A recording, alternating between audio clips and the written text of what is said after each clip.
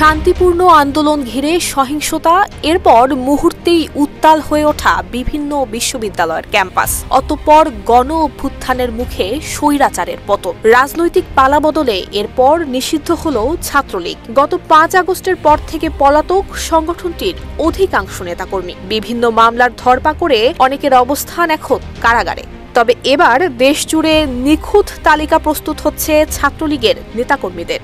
এরই মধ্যে থানায় থানায় পৌঁছে গেছে নির্দেশনাও। তবে হঠাৎ কেন এমন সিদ্ধান্ত? মূলত ৫টি বিষয় খোঁজ নিতে ছাত্রলীগ নেতাকর্মীদের তালিকা প্রস্তুতের নির্দেশনা দিয়েছে সরকার। হয়রানি কিংবা মামলার জন্য নয়, বরং নিষিদ্ধ সংগঠনের কার্যক্রম এবং গতিবিধি নজরদারিতে রাখতেই প্রস্তুত হচ্ছে এই তালিকা। শুধু ছাত্রলীগ নয়, খোঁজ নেওয়া হচ্ছে নিষিদ্ধ সকল সংগঠনের নেতাকর্মীদের বিষয়। শিয়া বাটার ও ভিটামিন ই সমৃদ্ধ lily glam beauty soap. Lily, always beautiful. ৫ August Sheikh হাসিনার দেশত্যাগ এবং নিষিদ্ধের পর ছাত্রলীগের নেতাকর্মীরা আত্মগোপনেই রয়েছেন। আত্মগোপনে থাকা এইসব নেতাকর্মীরা সংগঠিত হয়ে দেশে অস্থিতিশীল পরিস্থিতি তৈরির চেষ্টা করছেন বলে তথ্য মিলেছে। পুলিশের সূত্র বলছে, নিষিদ্ধ ঘোষিত ছাত্রলীগের নেতাকর্মীরা দেশের আইন শৃঙ্খলা পরিস্থিতির অবনতি ঘটানোর অপচেষ্টা করতে পারেন। এজন্য তারা সংগঠিত হবারও চেষ্টা করছেন। সেই আশঙ্কা থেকে তাদের গতিবিধি অনুসরণ করতে পুলিশ সদর দপ্তর থেকে জেলা পুলিশ সুপারদের নির্দেশ দেওয়া হয়েছে।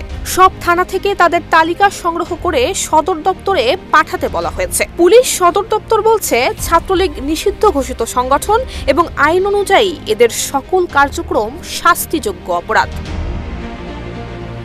থানায় থানায় পাঠানো চিঠিতে ছাত্রলীগের নেতার পূর্ণ নাম, পরিচয়, জাতীয় পরিচয়পত্র নম্বর, পাসপোর্ট নম্বর, রাজনৈতিক পরিচয় এবং সংগঠনের অবস্থান, অতীত এবং বর্তমান কার্যক্রমের বিবরণ, জিডি কিংবা মামলা থাকলে তার তথ্য জরুরি ভিত্তিতে দিতে বলা হয়েছে। পুলিশের ঊর্ধ্বতন কর্মকর্তারা বলছেন, যে কোনো নিষিদ্ধ সংগঠনের ক্ষেত্রেই এটি প্রযোজ্য। গত বছরের ৫ আগস্ট আওয়ামী লীগ সরকারের পতনের পর ছাত্রলীগের নেতাকর্মীরা অধিকাংশই আত্মগোপনে। বিভিন্ন মামলায় কয়েকজন গ্রেফতারও হয়েছেন। গত বছরের ২৩ অক্টোবর বাংলাদেশ ছাত্রলীগকে নিষিদ্ধ ঘোষণা করে অন্তর্বর্তী সরকার। নুসরাত জাহান মেহেক, ঢাকা পোস্ট।